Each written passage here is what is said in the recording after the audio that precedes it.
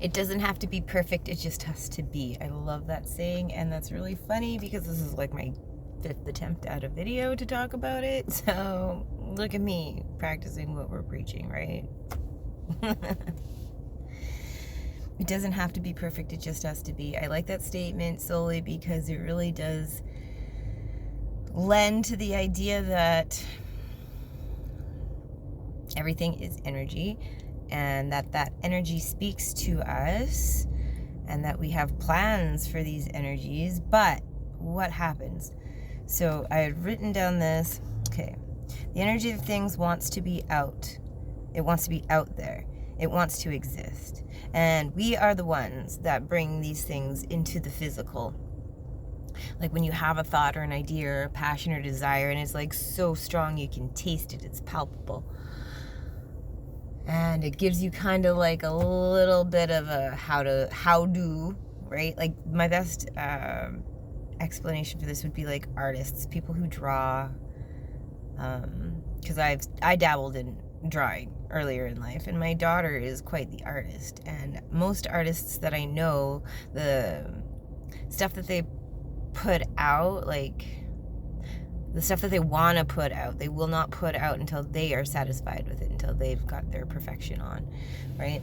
And sadly, because of that mindset, sometimes that art or that work doesn't get out there. Sometimes those books aren't written. Sometimes those words are not said because of our own insecurities on what we feel the final product should look like and be. But maybe the final product needed to be exactly what it was, that raw, cringy something, just to start off with, so that you can build upon it, let it unfold in its own organic way, but definitely that you can build upon it. And especially if it's like something visual, because then you can take note and you can take feedback, and then the next time that you go to do this project or do something similar to it, you have inspiration or ideas on how to tweak it and make it better or turn it into something different. But you have to start somewhere. You have to put out something sometime. And especially like any kind of content creators, again, artists, musicians, poets, like the first time they put out a something, a single, a something, it might not always take off, or it might not be as viral as they're hoping it to be, but their next one might be, or their 10th one might be, as long as you do not give up. And again, find that gratitude in the spaces that you can, and build off of that as well. So like, I'd be grateful just to have that project done, have that project out there. Yeah, these parts bother me, or whatever, but those are things that a person can over time finesse, refine, and work on.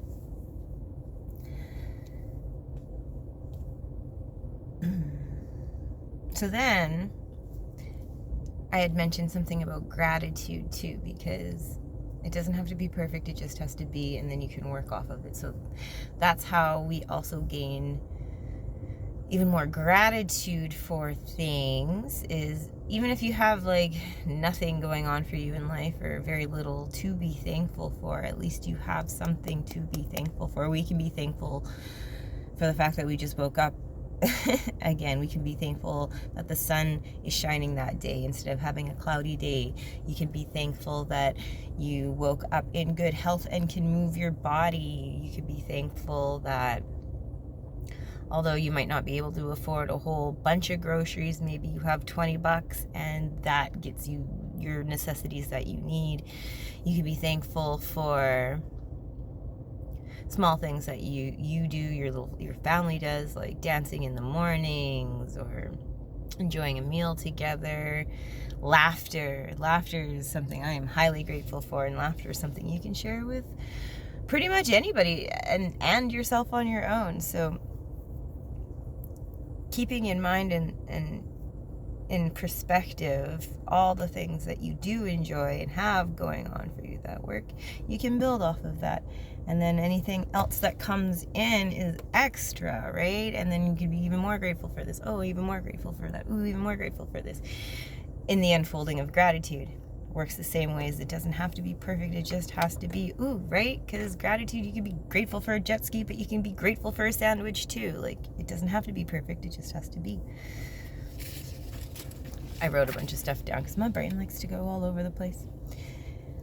I wanted to also discuss, because it is Thanksgiving and it is that time of year of fall where it's harvest time, where we get to reap what we sow, reap the benefits of our hard work throughout the whole year, take stock of what we have manifested, what we have brought in.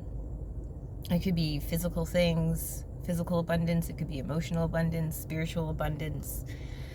What abundance have you harvested this year? So it's like, how much joy have you harvested? How much love have you harvested? Ooh, and then purging. I thought purging would be a good word to use as a harvest thing as well. At first, when it first came to me, I was like, that doesn't sound really well, but it doesn't have to be perfect. It just has to be. And then after I thought about it, it makes so much sense. Because when you purge, you are pulling out, you are taking out, you are harvesting that negative energy. You are harvesting those highly triggered spaces, and you're taking it out and you're making that space more manageable. You can work with that ground. Ooh, grounding. Pulling out all that negative energy so that you can actually ground into that space and do some work so that it's not so charged. Then skills. So that's another thing that we could have harvested this whole year, was what skills have we harvested? What skills do you already have that you've worked on, that have become better, stronger? Or are there new skills that you have acquired this year that you've never done before? So here a couple of years ago, I was not into gardening or flowers. And then my neighbor actually got me interested, and our complex, because they're really kind and they give free flowers in the spring sometimes. So that got me interested in flowers, and that first year was kind of, well, it was fun, and I had a lot of great flowers, but I didn't know very much about it. And then the next year, after talking with my neighbor, I learned so much more about perennials and annuals, and where to put them for their optimum growth, a better watering routine, better fertilizers. Like, I just learned more the following year, and same with this year. So with that being said, like, what skills did you acquire this year, if any, and what skills have you worked on and refined? And it's very important, skills, actually, because skills are something that nobody can take away from you. Once you learn how to do something, you know how to do it. And yeah, things have a tendency to change, but you can learn to adapt to that, right? Like, if you learned how to do something one way because you have the basis of that in the actual, like, the theory, the basic theory, you can always learn the extras that are added onto it. Again, that's like, what skills are we trying to refine for this coming year? Our skills can also be seeds. So say you want to learn how to drive a standard next year.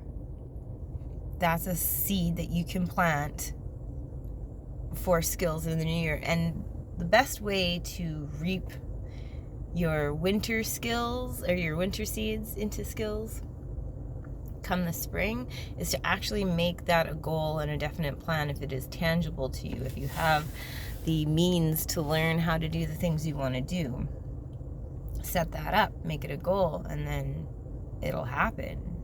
I think that's pretty cool.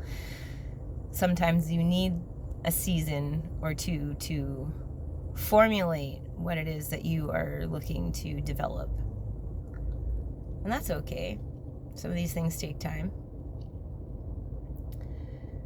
And then seeds, like I said, you can plant these winter seeds now that we have pulled everything off from the year, and plant these seeds for the spring. See what comes through, see what doesn't, because not every seed makes it, what is the word I want to, not every seed makes it just to gestation. I don't know. Either which way, those were my thoughts.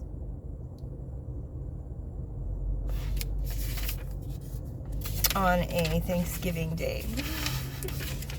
Happy Thanksgiving.